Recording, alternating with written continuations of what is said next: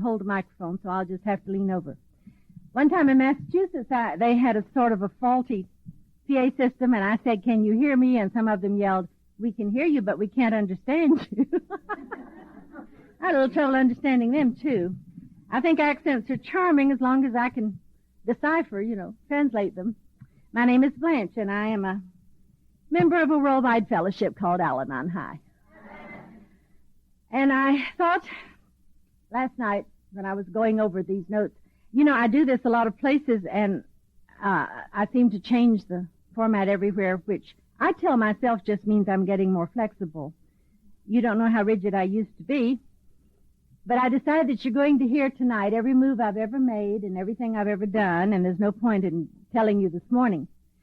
When I go to workshops and people presume to share, experience with me, I want to know a little bit about them. But if I take time to do that, we really will run out of time.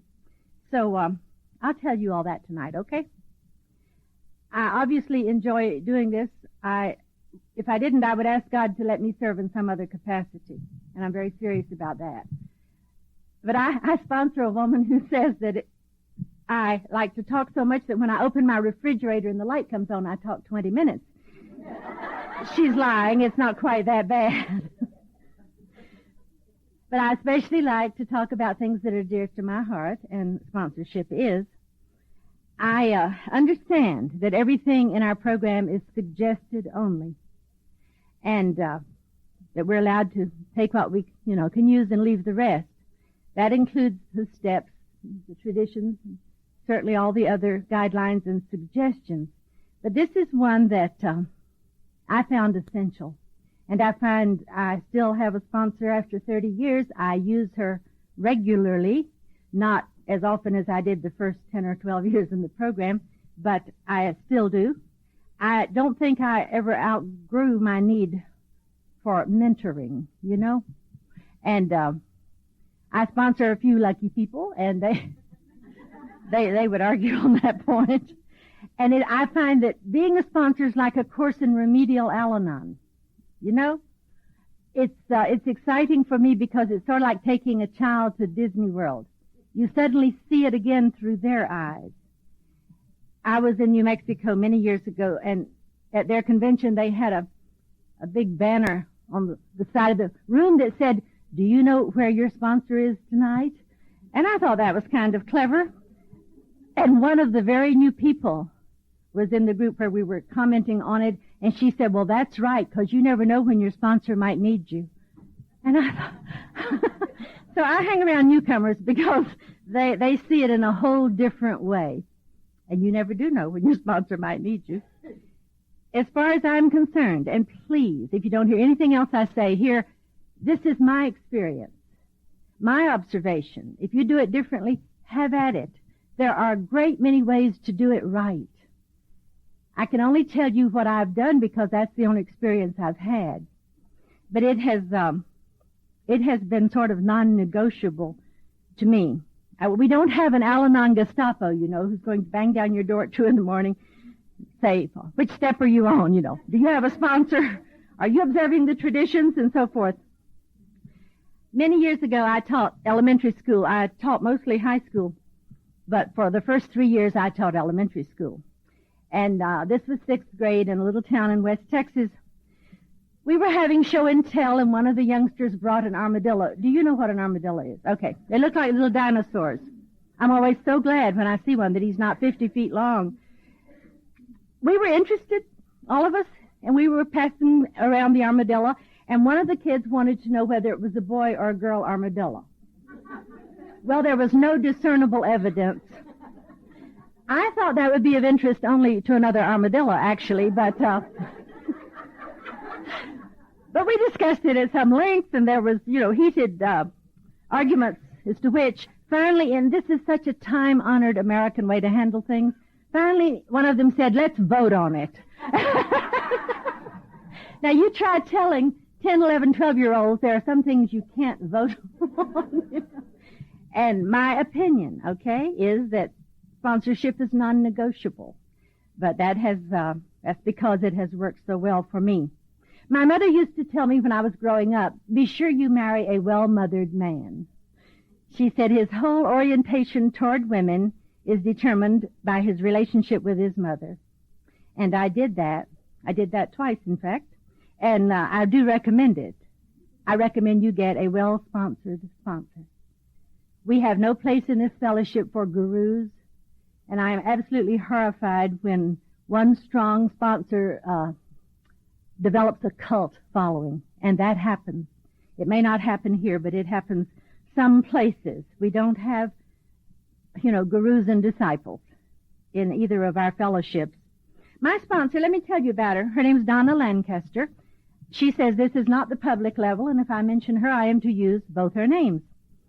She talks all over everywhere. You might like to invite her sometime. She's been in the program longer than I have. Donna was born with no legs, and you can imagine how she looks at me when I tell her how unfair life is to me.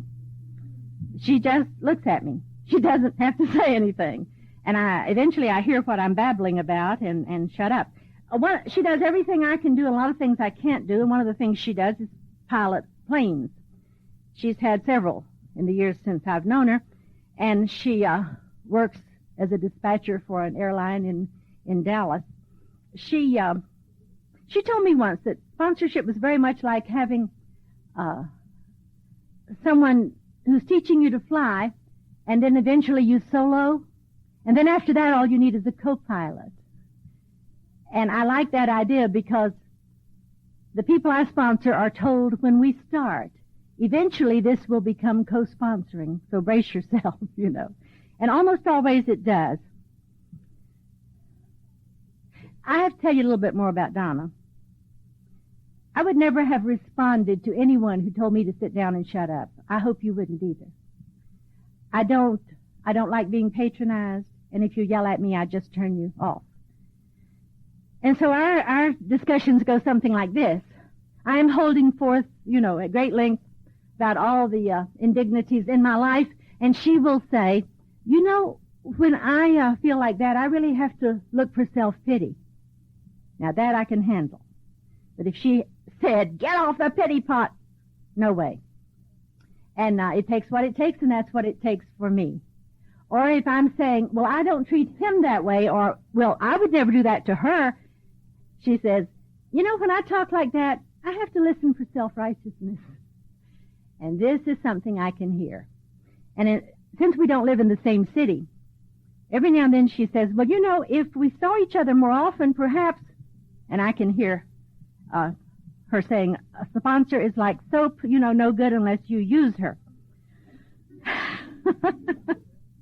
And I just wish you could know her. She is something else. She has feet where we have knees, so she can walk.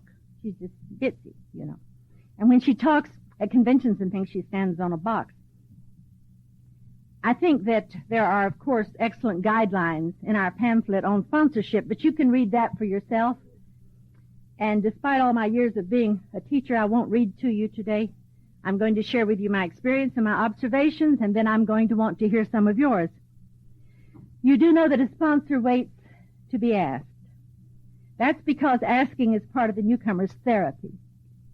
We get here broken in different places, and we get here in various stages of disrepair. I don't know about you. I came in so long ago that no one knew it was a family illness. And the idea that the family needed help too was just a revolutionary thought. 30 years ago, this was not common knowledge. And I didn't come in for me. That's true of a lot of us. I didn't think I needed any help. And asking for help was very much part of my therapy. And it took me a year to do that. When I am asked to be a sponsor, I lay down conditions. I say, first of all, you have to go to meetings. I don't give backdoor Al-Anon. Now, there are people who love to come sit at my kitchen table and drink coffee and listen while I tell them about the program. I'll do that once. If you do that, this sounds harsh, you deserve it. I tell them that I cannot begin to tell them what 12 or 20 people can tell them. And besides, they need the vibes from other people. I don't sponsor people who don't go to meetings. Now, that was easy. The first 18 years I was in Al-Anon, we had one meeting, one group in town, and if you weren't there, I knew it. And I moved to Austin where there are 100 meetings, and I thought maybe I could have them bring a note from the chairman, you know. I have to take their word for it, but I check on that. I think it's neat if you can go to meetings together, but it's not essential. I think it's fun when you can. The second thing I tell them is you have to work the steps. I don't know how to sponsor someone that doesn't do the steps. And I've had a few people get as far as step 4, and then we had to redefine our relationship because I couldn't sponsor people like that. They can do those usually, but the third requirement is a little harder. Some of them never get it, and that is you must remember that I am in recovery too. And there are days when I'm depressed and angry and days when I'm bitchy and tired, and that doesn't mean Al-Anon doesn't work. You have to not expect me to walk on water. This is something that they don't always acquire. People do not like it when I'm not okay.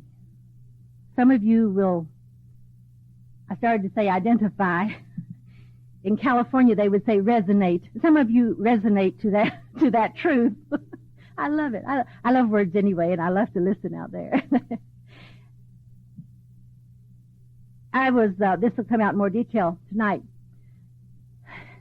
I was married after 11 years of being single in 1991, and in June of 92, we found out my husband was terminally ill.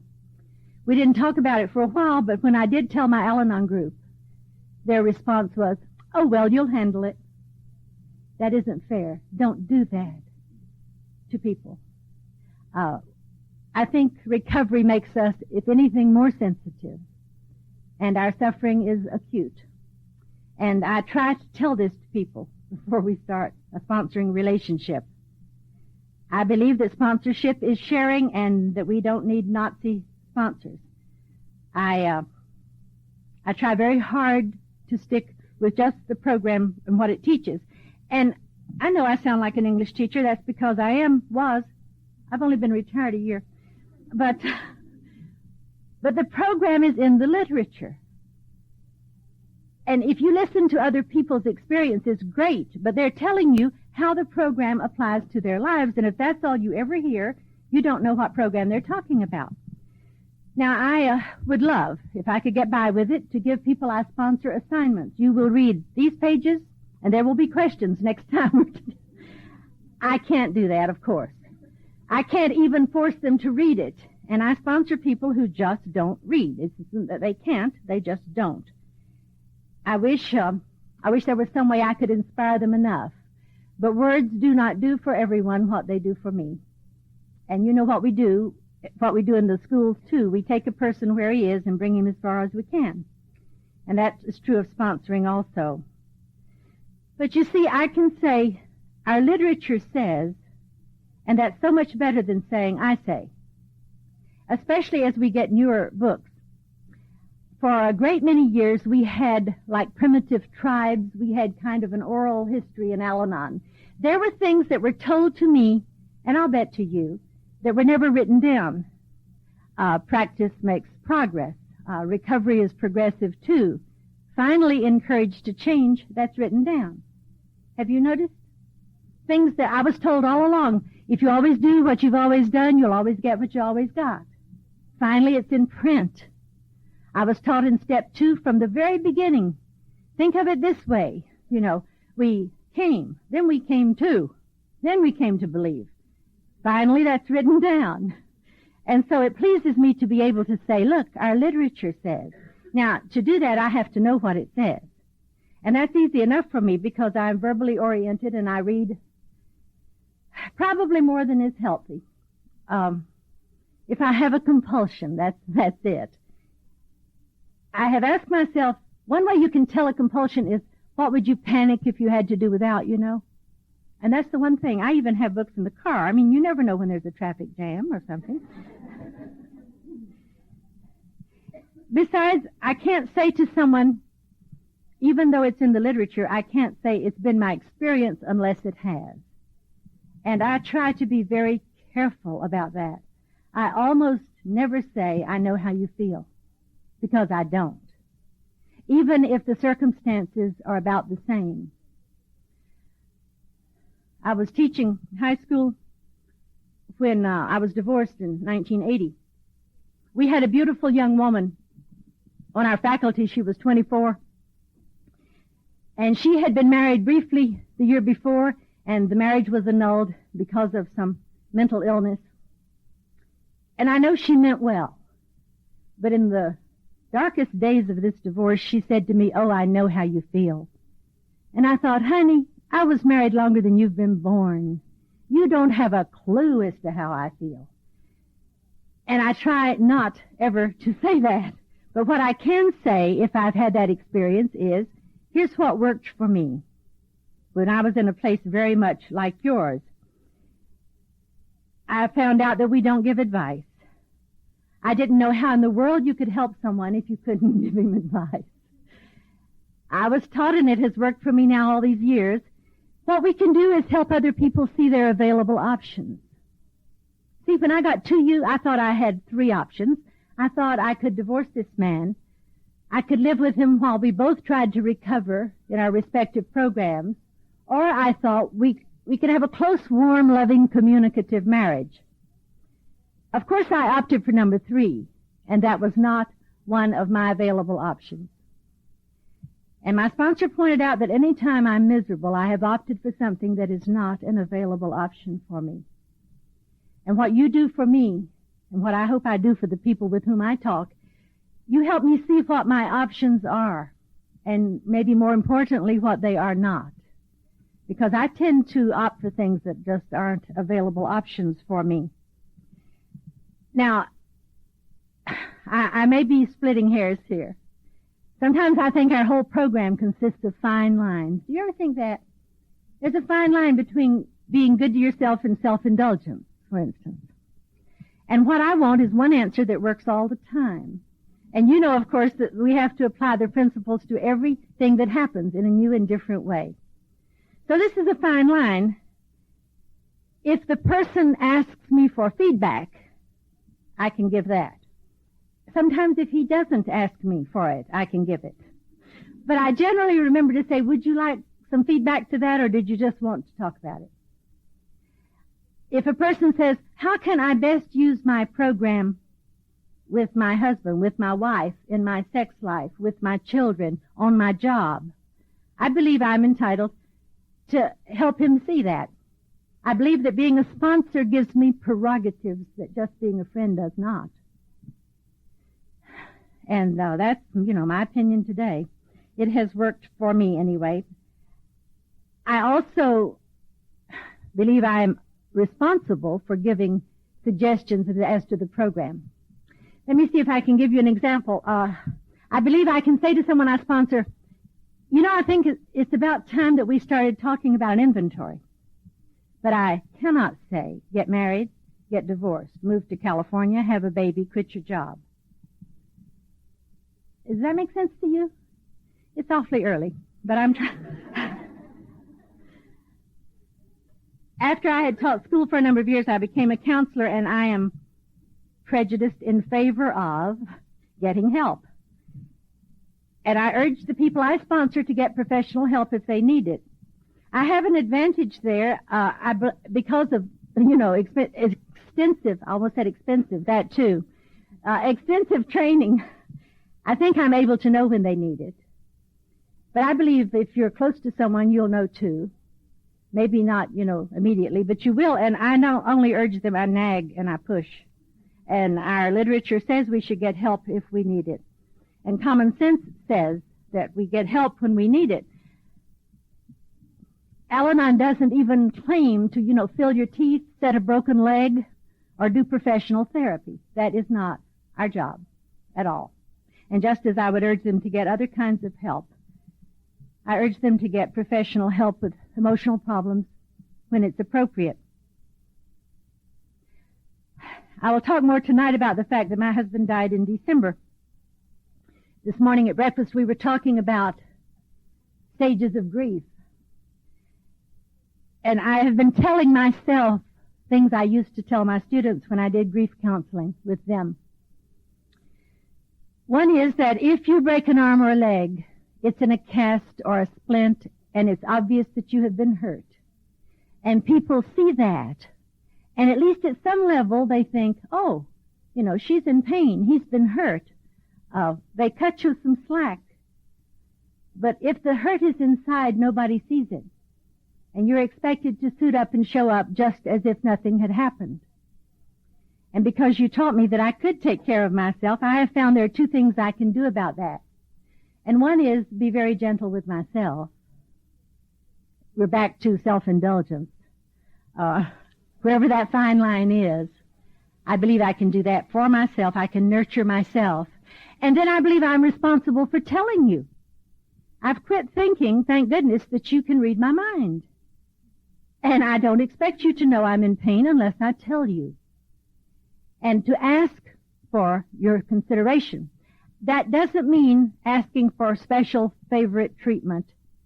That means I'm able to say, I went to our delegates conference in March in Wichita, South Central.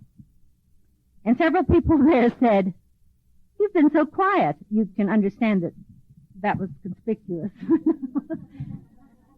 And I said, I'm in really very deep grief, and I came here to be loved this weekend. Oh, you have to draw some people a picture, and I'm willing to do that today. I think I can't complain about their treatment of me if they don't know where I am. And so today I'm willing to tell you where I am, because you can't see the cast and the splint. There are, of course, some controversial aspects to sponsorship. Now, you and I may not agree on these. Listen, I was married for 30 years the first time. I worked with teenagers 30 years. I have had 2 children of my own. It will not upset me to be disagreed with.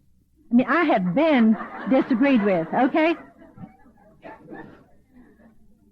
We had a Supreme Court Justice, Felix Frankfurter, years ago, and he said something that comforts me. He said, there are many issues about which reasonable people of goodwill disagree. So it's all right if we disagree. When our first sponsorship pamphlet came out, see, when I got into Al-Anon, we had 1 book and 10 pamphlets. Those of you who got here with this vast supply of literature available to you, I wish you could know what it took to get it in print and get it to you. It was blood, sweat, tears, the whole bit. First of all, convincing anyone that we needed it. When I was on the literature committee in New York, my area had urged me to ask this, and I said, we need some help with the 4th step. This was in 1973. And those people said to me, most Al-Anons don't do a 4th step. And I was aghast. I said, well, in Texas we do, and we need some help with it. And I was told, well, write something. So I did, and so did other people on the committee, and we came up with a blueprint for progress. I will have to tell you that nothing I've ever been allowed to do in Al-Anon has given me the satisfaction and the pleasure of having helped to write a great deal of the literature. But that's another topic. I give a good talk on literature if you ever... Can I tell you one little thing? This may interest you. We were so excited to get the first One Day at a Time book. It filled such a need. And our paid writer at that time was Alice Butler. She has since died. She was our staff writer. And when the first book came off the press, it was presented to her. And she told me this story. She said she asked Lois to inscribe it. And Lois wrote in her book, with love and gratitude to the translator of this book, we all know who the author was, with a capital A. Don't you like that? I think that. I never pick mine up without remembering that. Well, I can't tell you everything about literature. You can tell it's a subject dear to my heart. Our first pamphlet said, men sponsor men, women sponsor women. I lived in West Texas. It was 100 miles between towns, sometimes 200, and out there people sponsored people. Besides, back then we had so few men in Al-Anon. So when Linda McFadden came on as the staff writer and was revising that pamphlet, a great many of us called her and wrote her and said, Linda, you have to acknowledge that sometimes this is the way it works. And those very words are in our pamphlet now. Sometimes people sponsor people. I have sponsored men since the very beginning. It works for me. If it doesn't for you, don't do it. Now, there are some reasons why it can't always work. I was married to a man who really, really thought that was great. I've always wished that some man who loved me was just a little bit jealous, not pathologically jealous. I've never had anyone who loved me who was jealous. You'd think they could work up one small defect from... So much depends on the situation. It didn't bother him in the least. And then after I was alone, I was available anytime. A person could call me day or night, as someone could today, and isn't bothering anyone else, okay? And I like men a great deal. My life would have been so much less complicated if I had not liked men. But I would not have missed it, fellas. I'm comfortable with them. I enjoy being with them. I even like the way their minds work, which is pretty weird sometimes. I think men in our culture grow up in a different society. I mean, they're from a different planet, you know. And so this works for me. I only got in trouble doing it once, and that's pretty good in 30 years. And this is because this man and I assumed more recovery on the part of his wife than she had.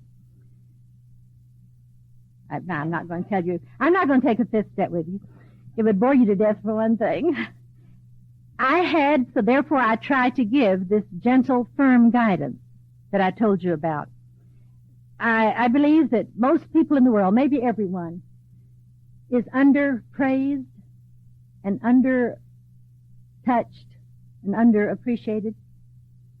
And I can't fill that gap for everybody, but I can for the people whose lives cross mine. I don't believe I have any major relationship that's by accident. And I believe even the most casual crossing of my path with that of someone else can be very meaningful. I'm a very good affirmer. I praise people even when they squirm and deny it. I learned that from my children.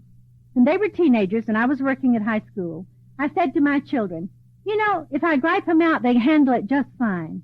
But when I praise them, they squirm and they dig their toe in the dirt and they go, oh, shucks, almost, you know. And my daughter said, do it anyway. She said they love it. They just don't know how to handle it. What does this say about us, that we can handle criticism better than praise?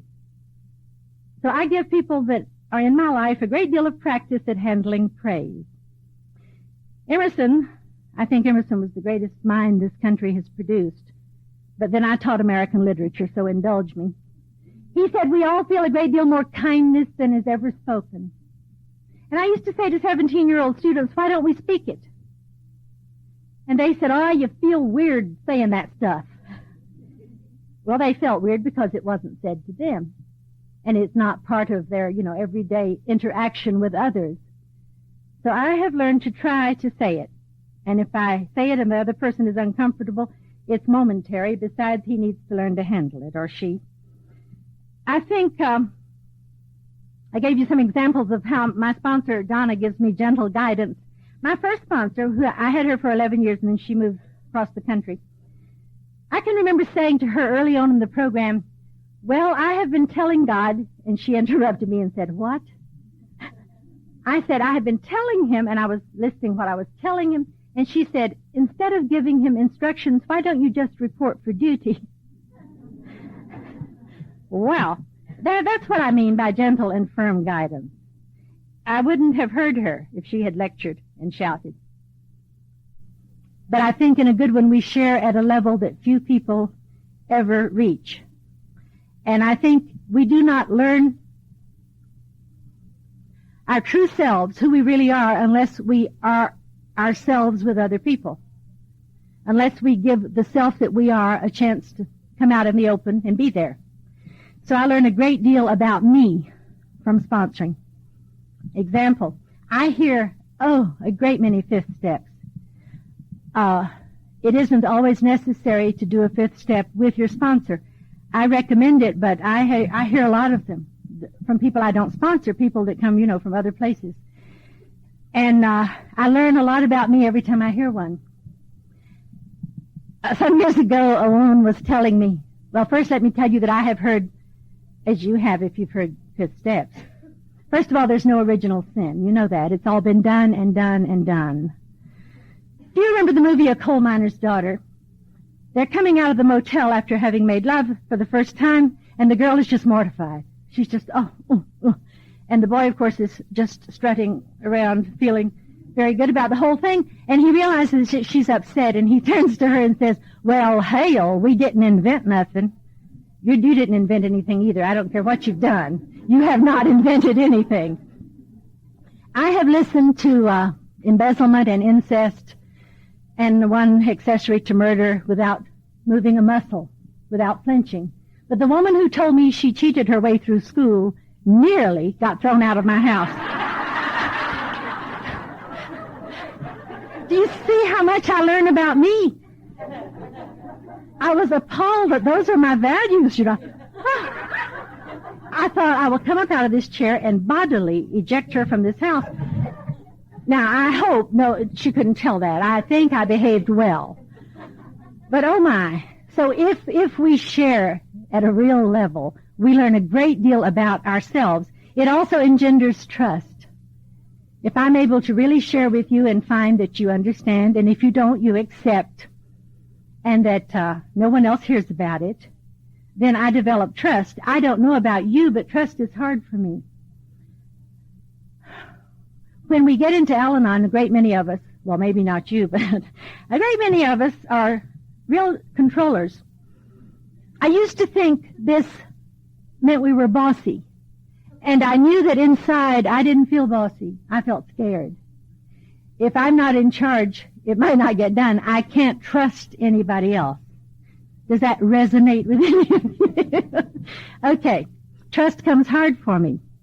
There's a difference in belief and trust. We talk about this in my group when we talk about step 2 because I think that's the trust step. Here's another example of that. There can be someone who holds a high political office. And I believe that the person is alive and that he has a great deal of power. That doesn't mean I trust him. Okay? And this is often how I feel about God. But I find that if you honor who I am and what I say, my trust is developed. And that, I think any relationship I have with you is reflected in the relationship I have with God. I always have notes and I don't follow them. I don't know why I have them. So everything I'm saying to you nearly is the first time I've verbalized it. Okay. I read somewhere once in a prayer, the person praying said, God, forgive me because today I was unkind to somebody you love. And every now and then something I read, it's as if it were in neon. It's as if there were planets colliding over my head, and I thought, wow, that doesn't leave anybody. I mean, there's no one I can be unkind to with impunity. Since the analogy of parent-child is used to represent us and God throughout all sorts of spiritual literature, I believe it must be a valid one. And I know that if you tell me you love me and you mistreat one of my children, it's back to the jungle. I mean, this veneer of civilization is very thin if someone hurts your child, isn't it? And so I suppose that means that I can't say to God, I love him, if I am unkind to one of his children. And this means I have to treat you with respect, even if we're not great friends. Because I think my relationship with God is no better than my relationship with his kids. And it's important to me. The two go together. And it's true when I'm listening to a Fifth Step or when I'm sponsoring someone who is driving me crazy.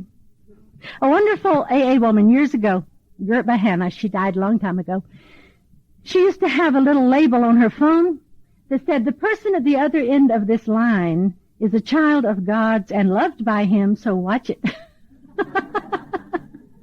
I sometimes think that might go on my phone. I get a lot of calls, too. So we share at a level that few people reach. And we don't always become close friends, but when that does happen, it is so neat. The people I sponsor are dedicated to keeping me humble. Now, I like appreciation, but I get a great deal of adulation. I've already said to you, don't do that to people. I can't seem to control how other people think or feel. Can you imagine that? But if I have these people with me, one of them went with me to the International in New Orleans. When was that? 75. She went around saying to everyone, how much tuition does your sponsor charge you? She said, I have to pay mine every Thursday because that's when her cleaning woman comes. And I was grabbing her and saying, hush, they'll believe you. Another one says to anyone who will listen, don't get a teacher for your sponsor. She gives me tests, and if I don't maintain a C average, And I have people who sometimes go with me on a weekend thing like this, those that can afford it and want to. And I have had them, usually when you talk, no matter how dull it was or how bad, people will stand out of courtesy and applaud. And I have had some of these people I sponsor, when everyone else stands at the end of my talk, go, and they're sitting always right in the front row. And so they're not impressed. I tend to be not just dignified, but stuffy, and it gives them a whole lot of pleasure to prick holes in that for them. I think it's important that we be accessible. I live alone now again, and as a result, I am totally available to these people. I leave my phone number with the people I sponsor if I'm going to be gone longer than a weekend. They don't always even want it, but I leave it with them. And if someone is in crisis, I leave it even, the phone number of where I'm going to be. I leave it even for a weekend. I have two brothers whom I love a great deal. I know it's not fashionable to love your family, so sue me. I have loved these men ever since they were tiny boys, and one of them was sent by his company to be in Houston for just a year. Now that's about 200 miles from me, and the year was nearly up and I hadn't been over to see them, so we agreed I needed to go. And I went, and they had an unlisted phone number, and rather than write him and ask for it, couldn't call him and ask for it, I just didn't get it, the phone number. And a woman I sponsor had a son who died of an overdose that weekend, and they'd already had his memorial service before I got back. I could not have prevented that had I been there, but I could have been with her, and it hurt me a great deal that I was not able to do that for her at that time. So I don't leave anymore unless they know where I'm going to be. I think it's important that we be reliable, that I do what I say I will do. One time I was teaching American literature, I warned you. This was Patrick Henry's speech. Remember the give me liberty or give me death? And he used some words or references that I wasn't sure they knew. For instance, he said, we will not be seduced by the song of the siren. And I said, what is he talking about? Well, most of them had read Ulysses somewhere in growing up, and they knew about the sirens that lured the ships, to the rocks. And he used the word allusion, A-L-L-U-S-I-O-N, and my students were hearing illusion with an I. And they don't mean the same thing at all. I was trying to explain that to them. And so I would say, what is he alluding to? When he says, we will not be betrayed by a kiss, I said, what illusion is that? What is he alluding to? Well, in one class I got total silence. I said, oh, come on, you remember who was betrayed by a kiss? You're not a bunch of heathen things, Nothing. Finally, one little girl in the front row said, me? And I thought, I'll bet you were, honey.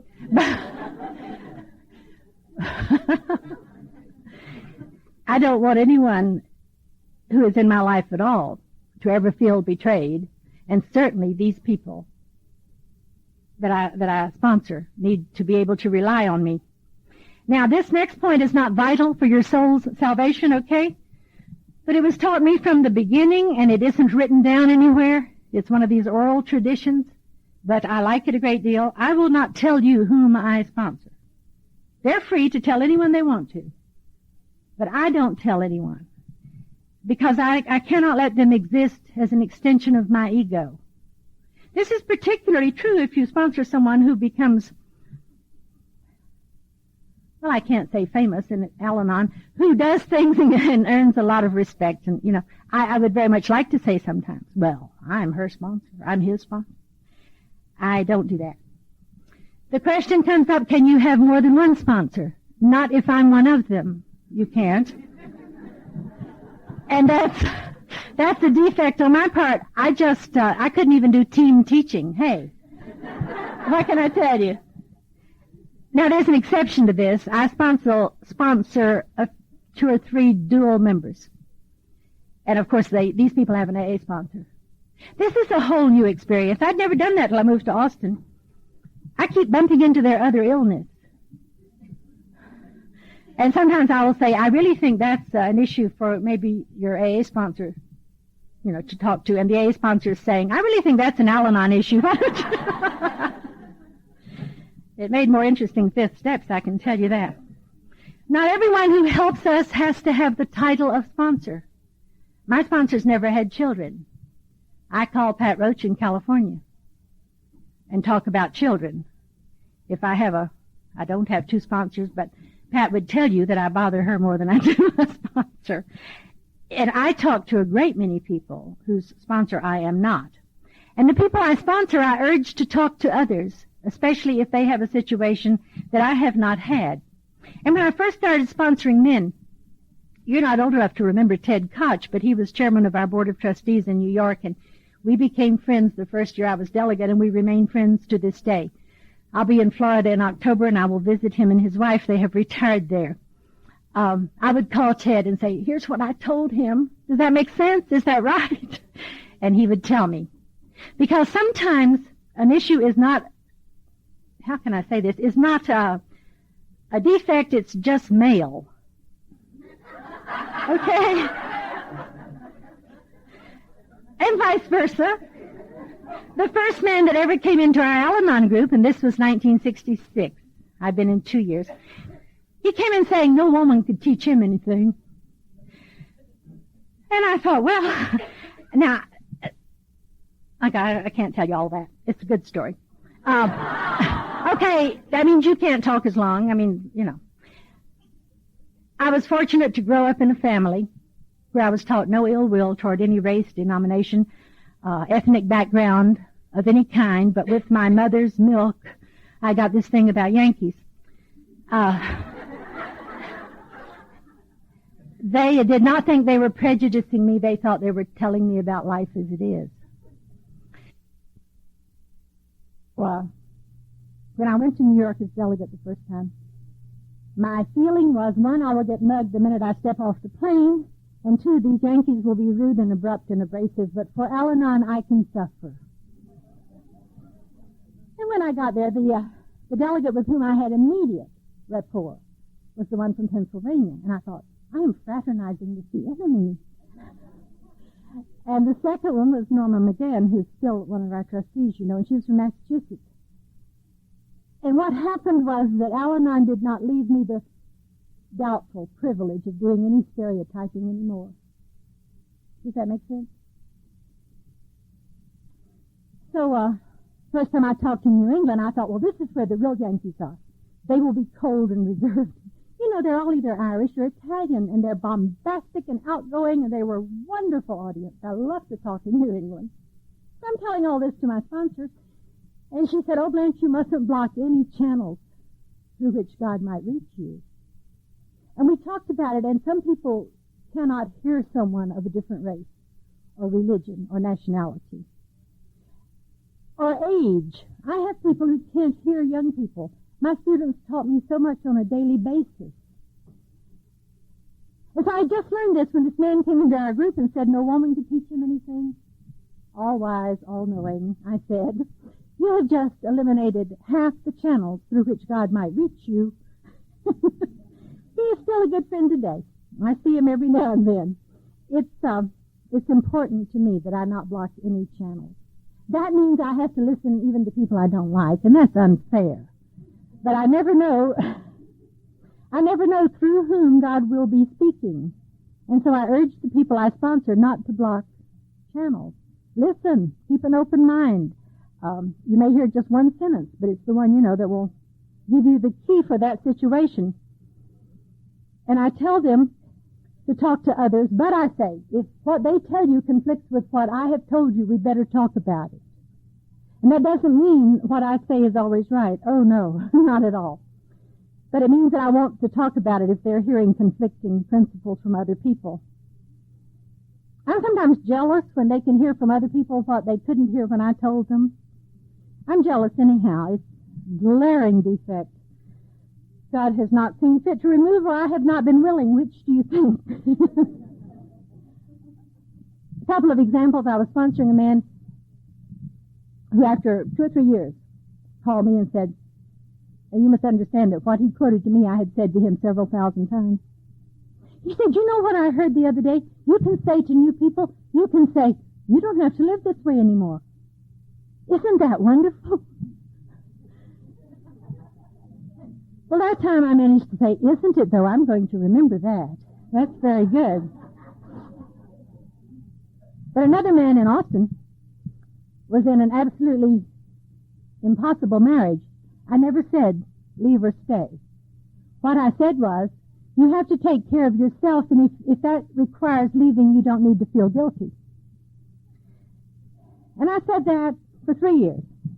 He was one that I suggested strongly that he get some additional help, and he did. And he called me after his first session with a professional counselor, a man who was really very wise and wonderful in Austin. He said, you know what he told me? He said that if I have to leave, I don't have to feel guilty. Well, that did it. I stepped outside my program for a few minutes. And, see, I am very good at sarcasm. I mean, I am so good. It's a shame to have a God-given talent and not be allowed to use it. So I said to him, that's wonderful. I said, you would have thought in 3 years, I might have thought of that. He said, now don't be that way. I guess I could hear him because he's a professional. And I said, you chauvinist pig, you heard him because he's a man. That's why you heard him. I was enraged, so I don't always handle it well. But I am... And they tolerate me, the people I sponsor. One of my dual members was talking about some things with her husband, and now they're both alcoholic, okay? And I wanted to say neener, neener, neener. But I said, how do you like it? I said, doesn't feel good. And she said, that's true, Blanche, but right now that isn't a very helpful remark. So I tried to come up with something more helpful than that. They usually will cut me some slack when I'm outside my program. Can you fire a sponsor? Yes. Oh, I have been fired. The one that hurt the most was the kid who said, I really need a younger sponsor. He just didn't know who I was. That's what my sponsor says when I tell her these things. She'll say, oh, he didn't know who you were. Then she'll say, who are you? Can we resign as sponsor? Oh, yes. And I've certainly done that a number of times. I believe very strongly in closure. And so we either talk about it or I write you a note. And I say, I think it's time that we redefine our relationship. See, I don't know how to do anything casually. And that's not always a good thing, but I don't know how. That's who I am today. So I'm not a casual sponsor. And so often I say or write, I believe you would be happier with a more casual sponsor. And I don't say, and most of them are, or the world is full of them, you'll have no trouble finding one. I was married the second time to a man who sponsored 20 or 25 people in AA, more or less, sometimes. He was Helen, he was a Pisces. What can I tell you? They just sort of drift. He wasn't as hung up on rules as I am. I'm either your sponsor or I'm not. It's like being pregnant,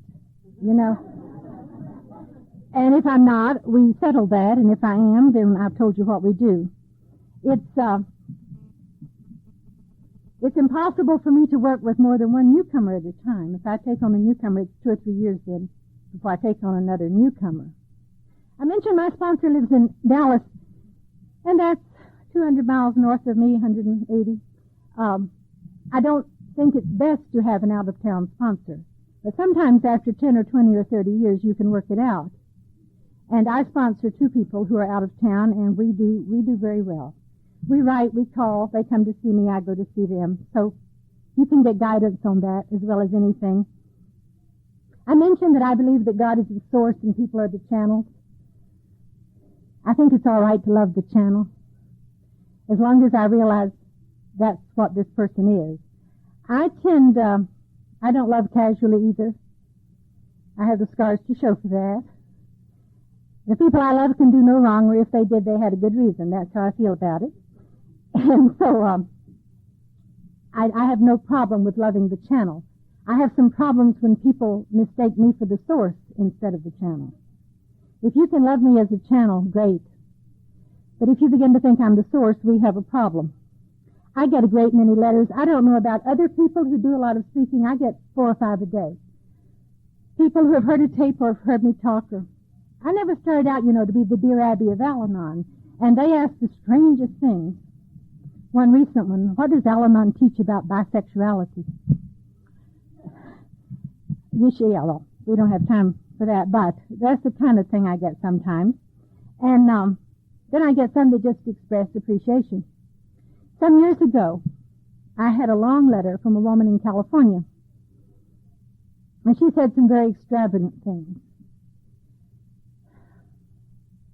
Of course, I'm gratified if something I've said is useful to somebody, because things you all have said everywhere I go are certainly useful to me.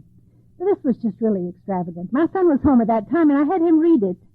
I said, I don't know how to answer something like that. And he handed it back to me, and he said, Mother, she didn't know anyone else to thank, but you do, don't you? And I do. So if people mistake me for the source, I am able most of the time to turn myself into a channel and send the gratitude where it really belongs. I pray for guidance.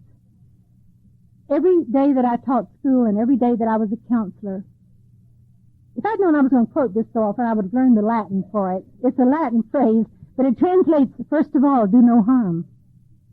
And I used to pray, if I can't help them, at least let me not hurt one of them. And this is my prayer in sponsoring also. I've learned that I mustn't sponsor unless I can handle rejection, because that will happen. I don't want people to be angry with me. But I'm well enough today, most of the time, to be a safe person for your anger. Now, it's easy enough for me to listen if you're angry at someone else and you want to tell me about it. But if you're angry with me, most of the time, I can hear your anger without retaliating and without going away. And that's one of the best gifts anyone can give us, is to be a safe person for our anger. I tell these people, if there's ever a conflict between our friendship and your recovery comes first. And there hasn't been enough of a conflict through these years that I've lost a friendship. But sometimes there is a conflict. And as a friend, I want to do it one thing, but as a sponsor, I'm dedicated to recovery. I've had to remember we don't get healthy behavior from sick people. I keep expecting it. And, we wouldn't be here if we were well. I learned, of course, to detach. Not from the person, but the problem. When I became a school counselor, people would say, I couldn't do that. I couldn't listen to problems all day. Well, I had been doing that for a number of years, before I became a school counselor. And I was able, most of the time, to love the person and not take on the problems. I try me.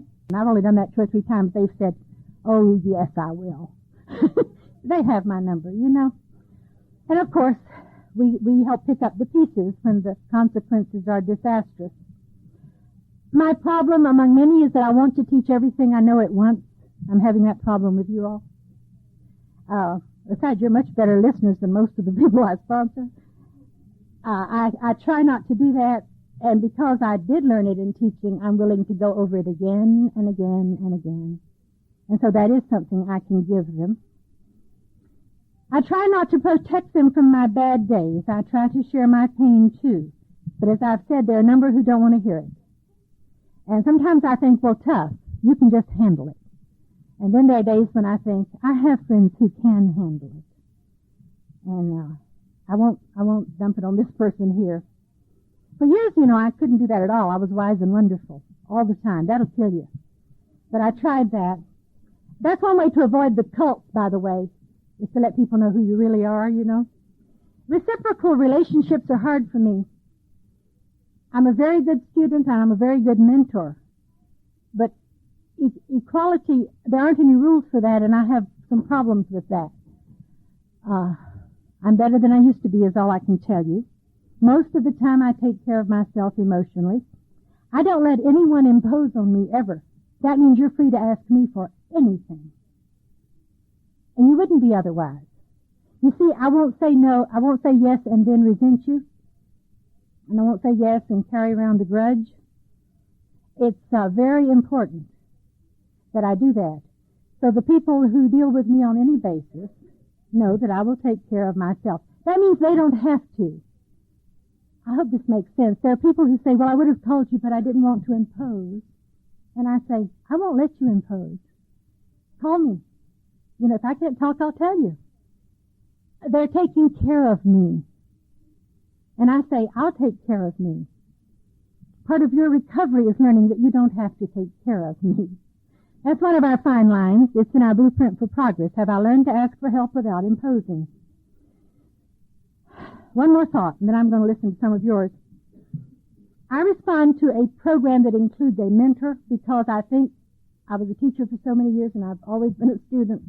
And so I'm predisposed to think this is a good way to learn something. I enjoyed teaching and I enjoy being taught. But there are people I love and whose program I respect who prefer to work for recovery without sponsorship. That is their prerogative. That is a viable choice for them, and it is not mine to judge them. I have benefited personally so much from having a sponsor and from being one, so this process fits my personal program. I do understand that it might not fit everyone's program of recovery. I have learned that if I ask God, He will send me the right sponsor, and if I ask Him, He will help me to be the right sponsor. I have some questions that I hope you'll be willing to share with us. I need someone. Peg, where are you? Oh, she saw me. Hand these out to people. Oh, yes. No, I hope these are people who either have a sponsor or are being sponsored, one or the other. Because it has to do with that, and if you're not there yet, then you can take a question next time. I wanted this part taped. I was told that we couldn't use that one for taping. So that means that I would like you to come up here. The number of your question, let's say if you get 1 or 2 or 3 or 4, you can come up now. And that way you can read it into both microphones and answer it, share with us your experience, and then we won't have long pauses while we're waiting for people to come up, okay? Who has number 1? Will you who have 2, 3, and 4 come on up also so you can be next in line? Tell us your name and where you're from, because I don't know. And talk real close. My name is Patty, and I'm from Aberdeen, South Dakota. Al-Anon, Aberdeen, Monday night. It says, in your opinion and experience, when is someone ready to become a sponsor?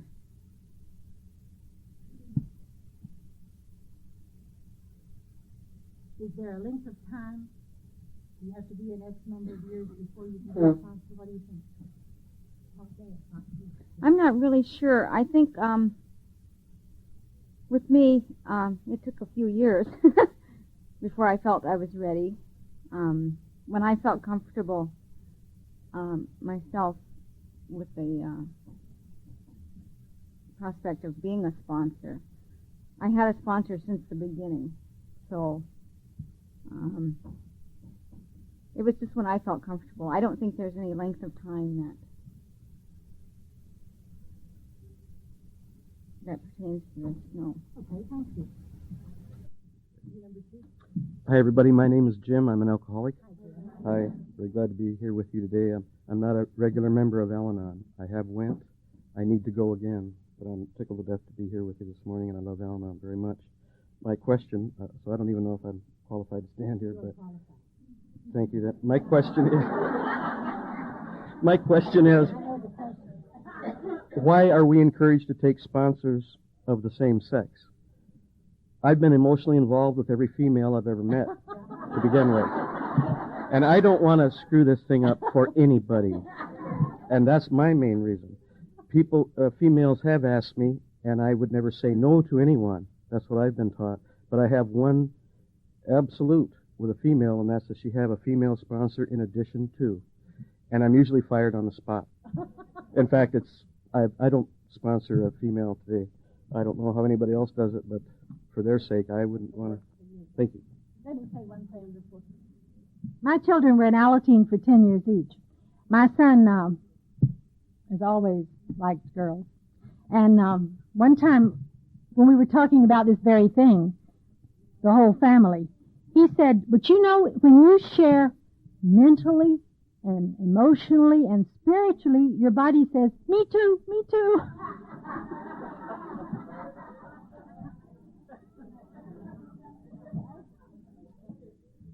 Hi, I'm Karen. My question is, has your relationship with your sponsor changed over time? In what ways? I've been in the program a little over 6 years, and when I was in the program for about 4 months, I did get a sponsor, and I loved her dearly then, and I still love her dearly now. But for the last 3-4 years, we've had some problems. She's married too, but she's unable to have children. And I've got 5, and I had 2 in the last 3 or 4 years. So I've got 5 children now, and it hurt her. And I got busy. I didn't have the time, you know. I was her sponsor, and she was my sponsor, and I didn't have the time for her, and I think there was some jealousy. And one day she came to the house and said, I've picked someone else as a sponsor. I don't want you anymore, and it hurt me deeply. But I thought to myself in my mind while she was telling me this, well, I don't want you for a sponsor no more either. But I didn't tell her that, and she got really, really, like, obsessed with me. She called me continuously all the time, and she came to my house every single night, and I was, like, busy with the kids and everything. You know, I didn't mind, you know, like, maybe 2 or 3 times a week coming to my house, but this was, like, every night, and it made me sick. I went around, we would watch television in the dark at night. I went around the house and would shut all the Venetian blinds, and when the phone would ring, I had a special code. I had to tell everybody to dial 1 and then hang up and then call back, But now, my youngest one will be 2 in August, and our relationship is getting better. She's coming around. We're starting to do things more now. We're starting to go to meetings again. I guess it's something that took a long time for me to get over, and plus a long time for her to get over, but she's helped me a lot. So that's how the relationship with my sponsor has changed over time, and that's in the ways it has changed. So thank you. You had 4.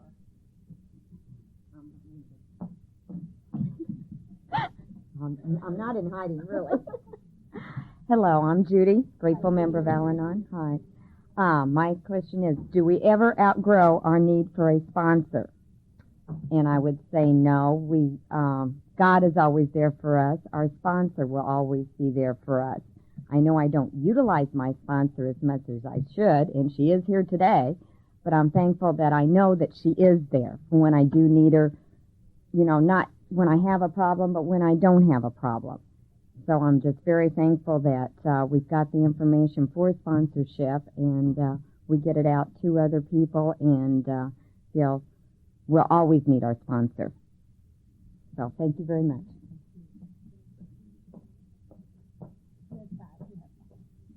Hi, my name is Bonnie. My question is it necessary that you do everything just as your sponsor does it?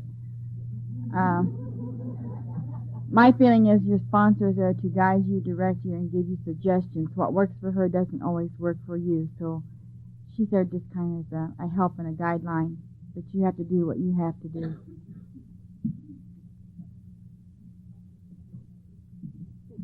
Hi, I'm Carol from Washington. Number 6 is, can sponsorship be reciprocal? That is, can 2 people sponsor each other, and how does that work? In the sponsor relationship that I have with my sponsor, and with I know at least one of the people that I sponsor myself. It's kind of like what Blanche said in that you never know which channel you're going to find the source, and that not everybody we share with, I guess, the three of us are also friends mutually too, and I know we do a lot of sharing between each other. My sponsor and I know she has a sponsor, and I really appreciate hearing that sometimes when she says, I really need to call my sponsor. It lets me know that it's okay when I really need her. And I appreciate that. When she says that, helps me know too that there's days that she's going to have bad days, and she needs that someone to go to. She and I do not sponsor each other. We do a lot of sharing. I know she calls me to share sometimes, but she's not really looking for a sponsor in that sense, but I do need her.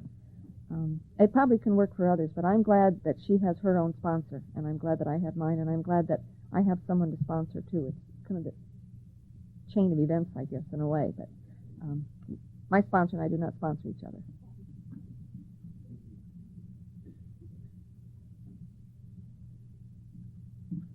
Hi, I'm Elaine, and I'm from Mount Pleasant and Burlington. Hi. My question is, as a sponsor, would you allow someone to start out with you as his or her higher power? To keep it simple, no. I guess when I read this, I've tried being a higher power in the past, and I've given up that position. So that's a good question. To be honest, I don't know, but I see the question is allow someone to start out with as higher power. Suggestions, I suppose, of attending meetings and praying. And what's worked for me is prayer. That's the only suggestion at this time that I would have to reach that higher power.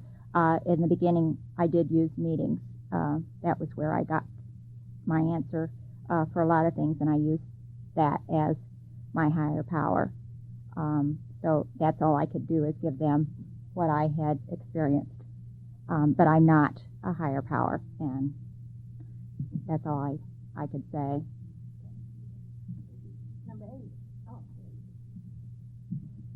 I have number 8, Ray.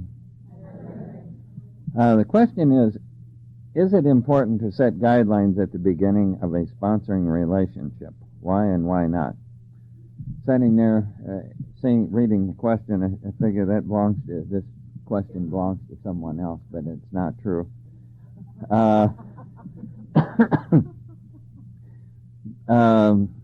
My sponsoring and being sponsored and sponsorship has not been real strong in my program.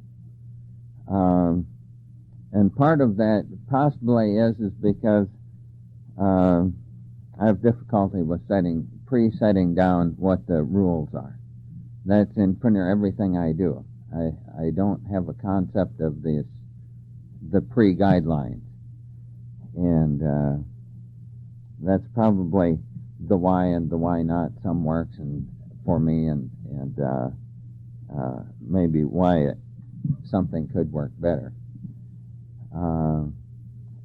One of the things I tend to do is if I get someone in the range of, I put in authority, I want to overuse that. I want to set them on a pedestal, and then I will use it incorrectly. And so for me, I have felt that my higher power has used this to help me grow in a way that I can't misuse them. And it seems as when I have tried to, it didn't work. They weren't there. I could ring the phone several times and there's no answer. I don't know if it's because I have misdialed the phone number or what. Because I've had numerous things like that have happened.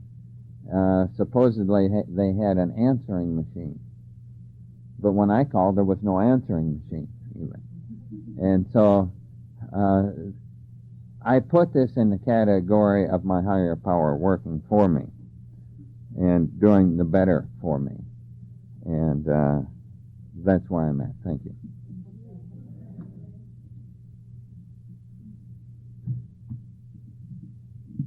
Hi, my name is Dee, and I'm from Davenport, Iowa. Hi. My question is, how do you decide how many people you can effectively sponsor? Well, I really haven't set an amount. It seems like I have not ever said no to anyone, but it has worked out. I've had quite a few people I was supposedly sponsoring, but some of these people don't always call, and some do. Some call all the time. So I have found as long as I have the time, I'm willing to give the time, because I've received so much from my sponsors and so much from the program. So I don't know. I feel it must be God guiding the people that come to me, and so I just let it flow. If I get too many, I suppose there'll be a time I'll have to say no. But at this time, I have not, and it seems like they do call at different times, and it's some call more often than others. So.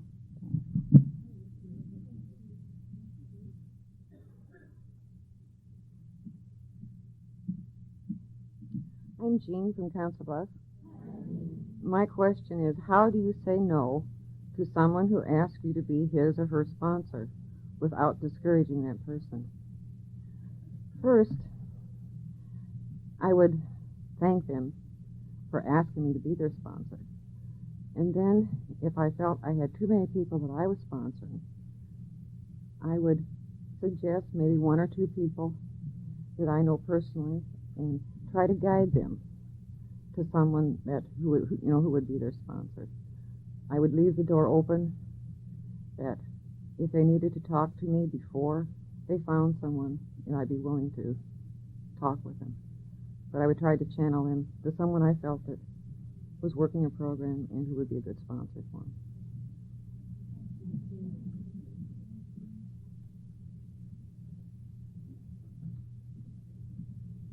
I'm Neil from Council Bluffs. My question, if you feel that you have taken a person as far as you can and that he, she needs a different sponsor, how do you tell him, her? I've had quite a few different ones that have asked me to sponsor them over the years, and then somehow or other they either just kind of drift away or they just quit coming out, and I'm not really sure why. So I've really not ever had the occasion that I need to tell somebody that I can no longer be your sponsor. And how do you let go? I think if I did, I would have to let go with love and let them know that I still cared about them, whether they chose to have me as their sponsor anymore or to come to the program even. For myself, I've had the same sponsor ever since I've had a sponsor, but there was a number of years when I first got into the program that I didn't think I needed one, and then I couldn't find this right person and stuff like that, But I didn't use her then for a long time, but now I do use my sponsor. I at least try to call her at least once a week. I may not catch her home, but at least I try to call.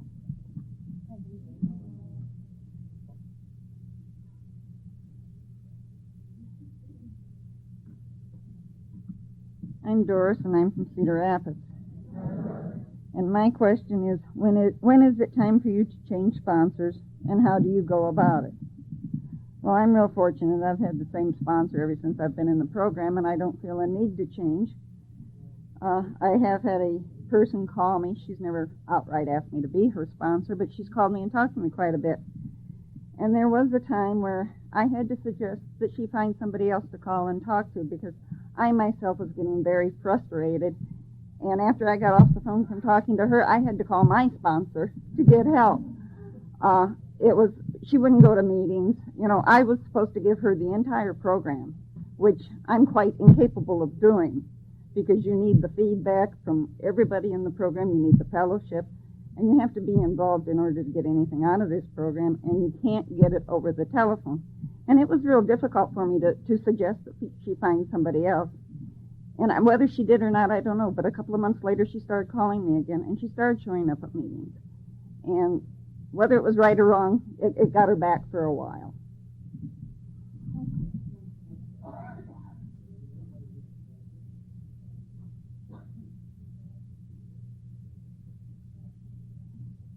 Hi, everyone. I'm Chris from Cedar Rapids. It says, can you sponsor someone you don't really like? Why or why not? This is a good one. I guess I feel I'm more of a pessimist than an optimist more than a pessimist. I feel that there's no really person that you don't really like. There's some aspects of them that you like, some aspects that you don't.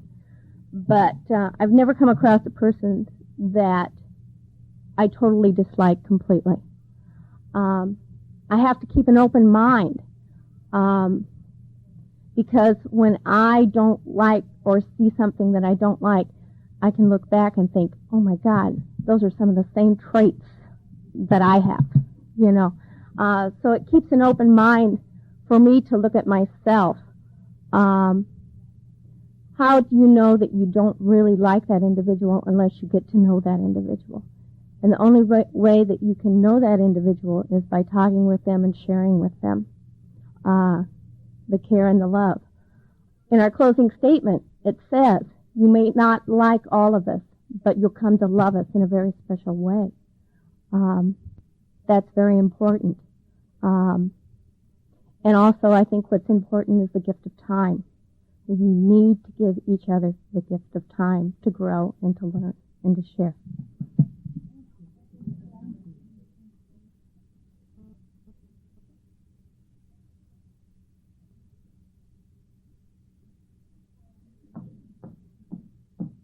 Hi, I'm Dorinda from Mason City. I knew I wanted to sit in the back for a reason, and I should have. Mine is, how can you keep sponsorship from being a cult? I guess when I first came into the program and got my sponsor, I just changed. I had my spouse as my God and was on my pedestal. And what I did was I replaced him with my sponsor. And she was my God, and everything she said was right, and I idolized her, and I thought that everything she did was perfect. Until I came to a meeting one time, and she was in there, and she was ready to resign from Al-Anon. And I looked at her, and I thought, this is the woman that I chose to be a sponsor? She doesn't have a perfect program after all? So I realized then that she's not God, and that there is only one higher power. And so, therefore, in the person that I sponsor, I only have one sponsoree right now, but I try to make sure that she realizes that I'm human too, and that I can show my vulnerability and my sad spots, and I go to meetings, and I've been ready to quit a few times too, so that's the way I can try to keep it from my part being a cult. Everybody else I can't control or have anything to do with. Thank you. We have one more.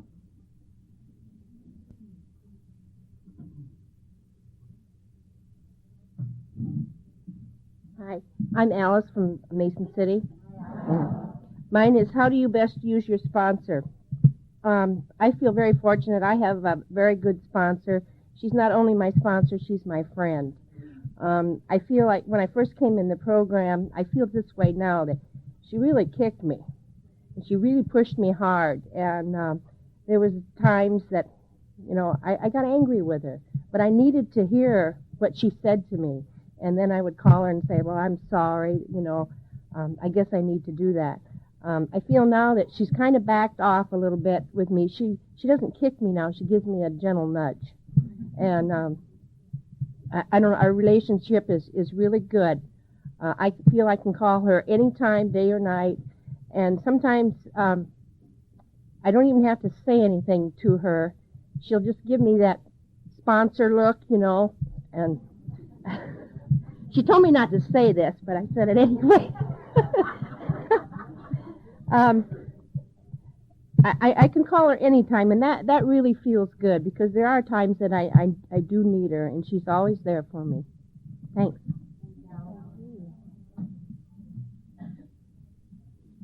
I'm always stimulated by discussion. I always want to say, yes, and have you thought of, you know. So let me add a few things to this. Back to sponsoring men and women. I don't do platonic too well either, but if it's a structured relationship, I'm fine. And with the men I sponsor, if anything ever comes up, and it rarely does, I'm able to say, hey, we made that decision the day I agreed to be your sponsor. And that's it. It doesn't usually come up because it's only happened to me when we were both not married. I really am not into infidelity and don't encourage it in people I sponsor. That doesn't mean they don't do it, but I try not to. I do fine as long as this is understood that this is our relationship. I did fine, with students, even when I was not much older than they were, On having the guidelines, that doesn't work for everyone. My husband, it would not have occurred to him to ever say, I can't sponsor you unless you. But see, I really can't. And that may be my limitations. And I didn't mean to imply at all that this was necessary. I was interested in hearing what you thought about that. This is hard for me to say, but I will say it.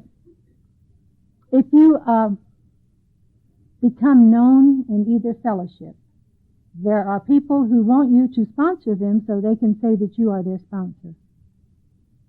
You understand that? And I find that if I set guidelines, suddenly they aren't nearly as eager to have me be their sponsor, regardless. On deciding how many people you can effectively sponsor, I can do 3 or 4. I know fine, good people. I have an Al-Anon friend in Houston that sponsors 25 people. I don't know how well you know Houston, but these women could have been out of the same cookie cutter. They're all River Oaks matrons. You have an equivalent of River Oaks in every city in the world. They look like something out of Mademoiselle magazine, Vogue. And she does a wonderful job with them. She has them over to her house once a month for potluck, and they all just talk. I did that for a few years with the people I sponsored, but mine are such a motley crew.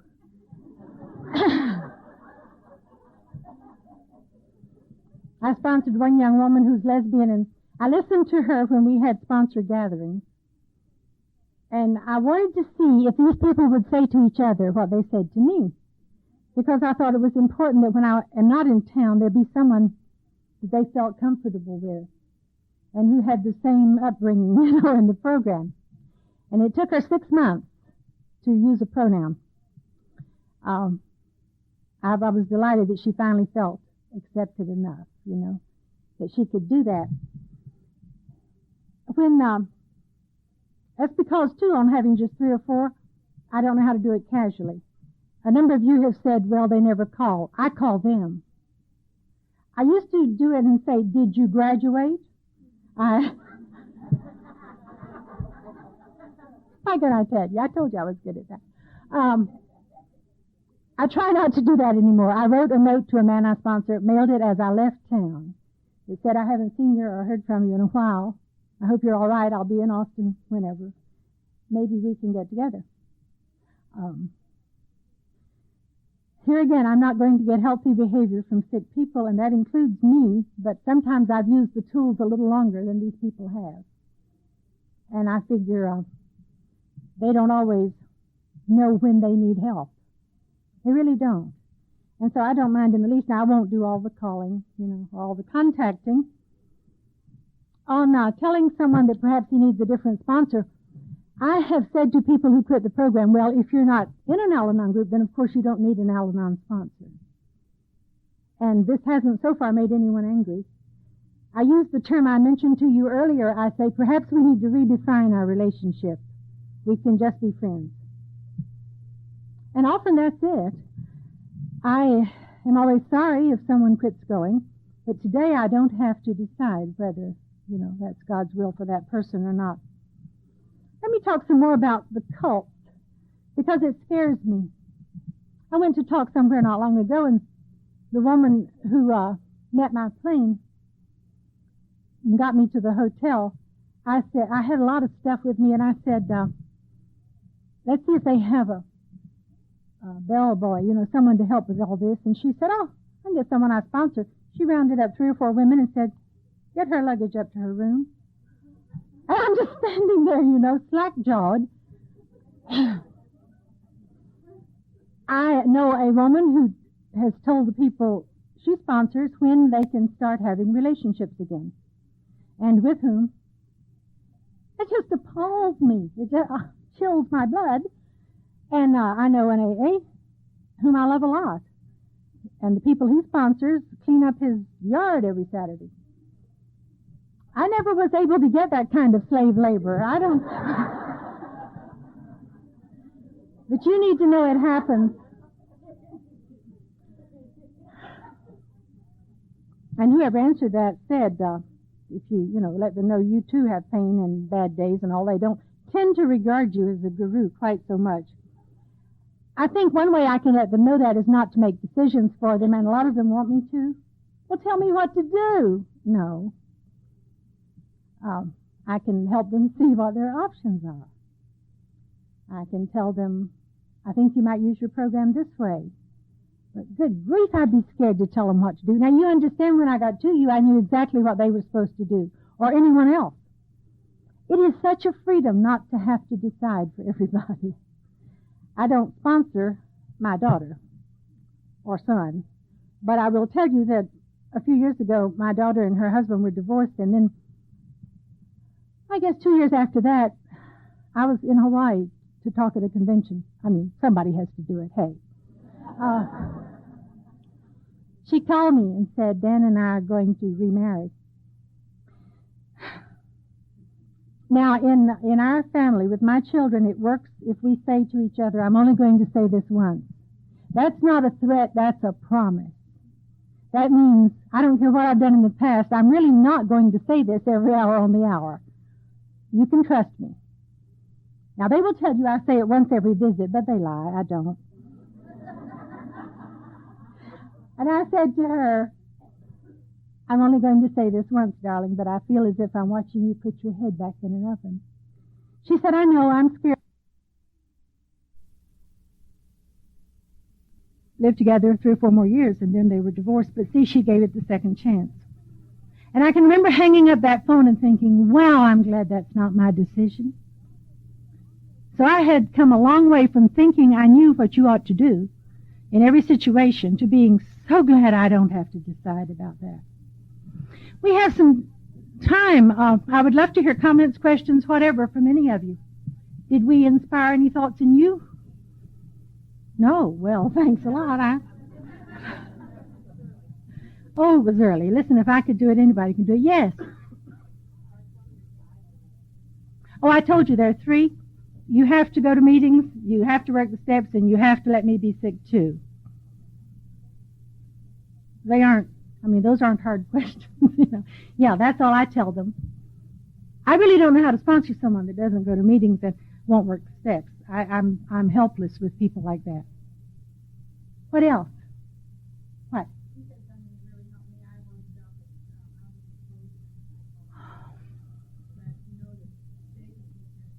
Well, maybe they can't, but that's their problem if they can't, yeah.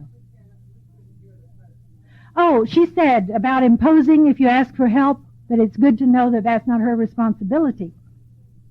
And I believe very strongly that if you're imposed on, you deserve it. I really do.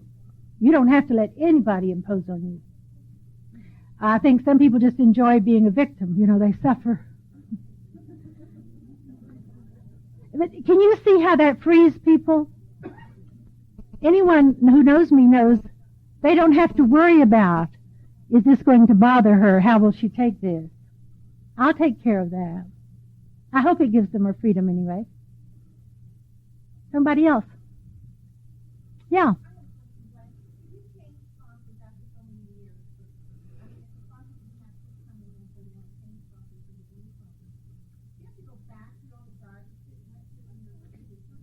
Good question, Jorinda. That's a good one.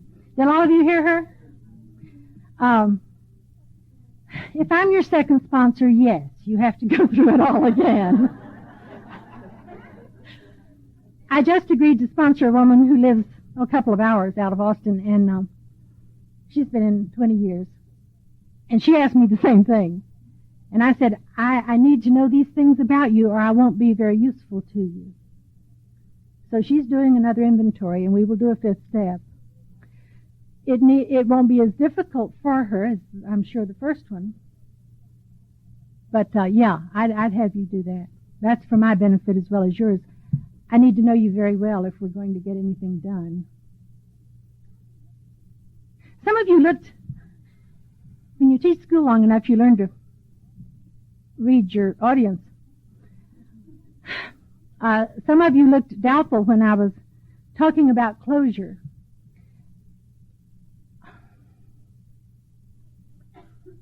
I have a master's degree in psychology, and I always swear I will not back you into a corner and spray psychological jargon all over you, okay? But just let me say that anyone who studies human behavior believes that closure is important. That's why we have funerals. And if it doesn't take place, you're left with an unresolved something. It's just hanging. And sometimes it may be difficult for you or painful, but I think it will be worse if you don't do it. If I resign as someone's sponsor, as I told you, I put it in writing most of the time. Sometimes I just talk to them. I believe there has to be a time when we end something. I think there should be a ceremony for divorce. I really do. I think there needs to be something that indicates closure. And if I were running the world, because a piece of paper doesn't do it, you know. It takes more than that. So I would urge you to at least be firm about this one thing. Either you're a sponsor or you're not. And either, you know, you have one or you don't. And that's your privilege either way. What else? Yes.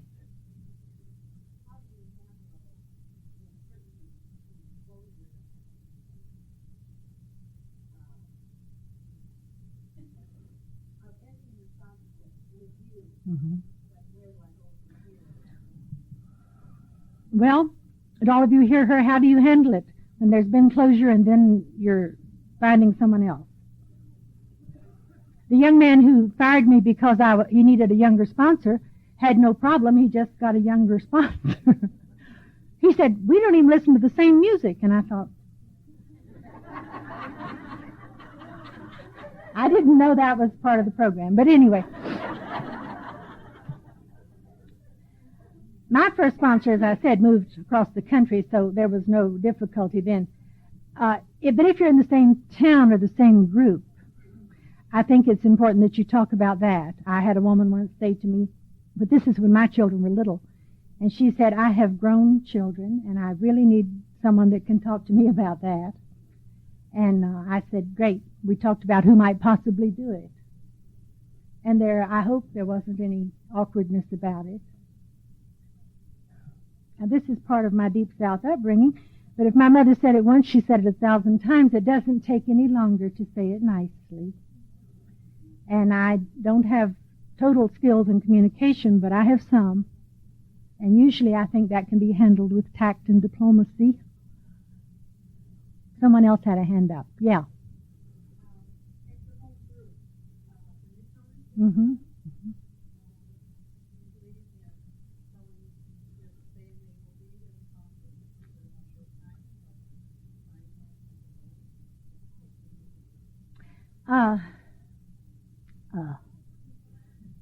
That works for a lot of people in a lot of places. People will say, I'll be your temporary sponsor until you find one. Or someone else will say to the newcomer, Susie will be your sponsor until you find one. That just means that Susie, for a few months, will try to see that you are getting to meetings and answer your question as a newcomer. The only flaw I see with that is that when the newcomer wants a sponsor, he or she may feel obligated to ask Susie. And that may not be the person that he would have chosen at all. But yes, that seems to work a lot of places. We don't do it in anywhere I know in Texas. But I've certainly been places where they do. I would ask someone, who is your sponsor? See, what I think works best is that you audition for a sponsor. Don't tell them that's what you're doing. But, you know, you meet someone that you can really hear, and you think, this person has a lot of emotional sobriety. So you say, could we have coffee? Could we go for lunch? Whatever. And you talk. And you don't say, I'm shopping for a sponsor.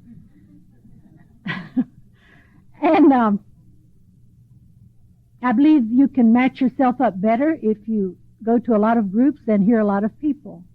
You can't do that in a town with one group, but you can in other towns. I think the cult happens when you get very vulnerable new people who don't know and who so want to be told what to do. And they find someone who's very willing to tell them. Someone who forgets that he or she's a channel, and not the source. I guess it scares me because there are people who, gosh, how can I say this? If you've heard a lot of my tapes, if you've read a lot of what I've written, you know me very well, and I don't know you at all. And you may be inclined to attribute to me virtues that I do not have. Because of course I talk the talk better than I walk the walk. Of course I do. And it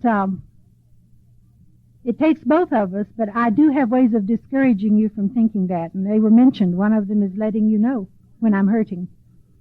That's hard for me to do if you don't want to know.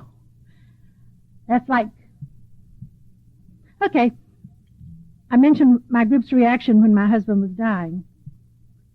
There are people who would listen to my pain, and I went to them. Our literature says don't go to the hardware store for bread. And I don't go to people who don't have it to give, whatever it is. And it's also important that I not make decisions for them. That prevents a cult. It's important that I urge them to talk to other people. Things like, well, Catherine has stepchildren. Maybe she could help you. That kind of thing. I think we can prevent it if we want to. I can't prevent their adulation, but I can prevent buying into it. Yeah.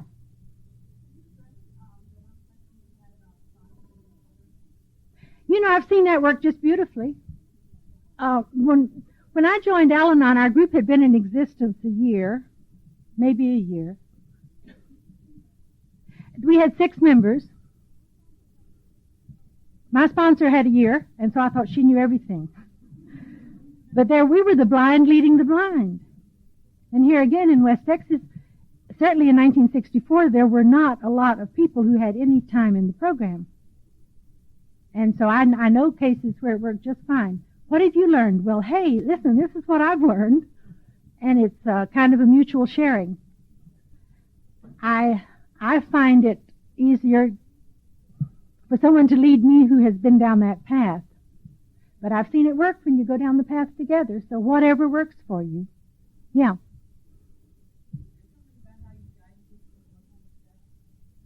That's another talk. I do a lot of workshops on the steps. Okay, you already know that I like structure. I work better within a framework of here's what we're going to do if we can. And that's okay as long as you're flexible. In general, I see someone every week through step 5. Every week. And we talk about how I did that step, what worked for me, and what I know has worked for other people. And then this person has some sort of guidelines to follow. Of course, now we have a lot of literature on that. We didn't used to have that. I see the person at least every 2 weeks through step 9. And I understand sometimes you're on vacation and sometimes you're sick, and all this is general. And then, I don't know, I don't like to go more than a month without seeing someone I sponsor. I don't keep tabs on it. I just sort of mentally realize that. And I have never yet said to anyone I sponsor, well, call me if you need me. I think it needs to be an ongoing, kind of thing. But on the steps, I share my experience and what I've read and what I've seen other people do. I think it's important to take every step with your sponsor or with someone. I learned that from my friends in AA. Not just the 5th step. I do. I had this darling young man, lawyer. It was real neat to have a resident lawyer. You can ask all these things, And I ended up doing most of the calling, and I said, I believe you'd be happier with a more casual sponsor. He said, it hasn't been that long. I said, yeah, it really has. But that's how I do it. That doesn't mean that's how you have to do it. Yeah. Oh, good point.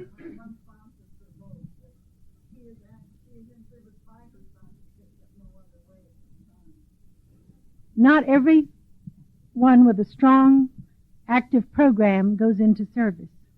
Now, I'm talking about an elected office. I don't mean arranging the chairs, helping with the coffee. And if I had a sponsor who was not in service, I would get a service sponsor, yes.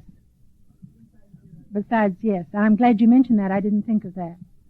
I have not ever been anyone's service sponsor, nor had one. My sponsor, Donna, was a delegate from Arkansas, well, before I was delegate, and that's been a while.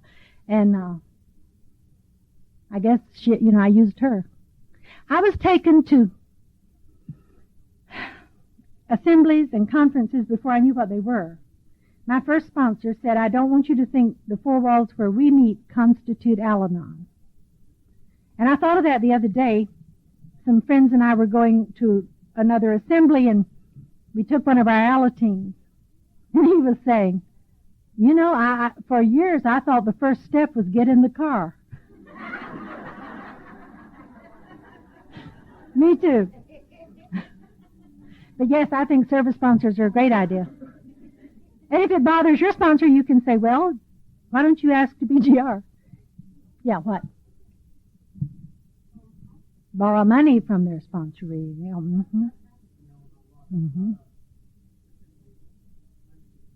Well, see, in a perfect world, the person doing that has a sponsor also, who slaps her wrist and says, no, no, no, That's not what we do. If she herself doesn't have a sponsor, then I wonder why someone asked her, to be their sponsor. But maybe newcomers don't know better. I don't know. I would probably let them learn from experience. I'm a great believer in letting people experience the consequences of their decisions.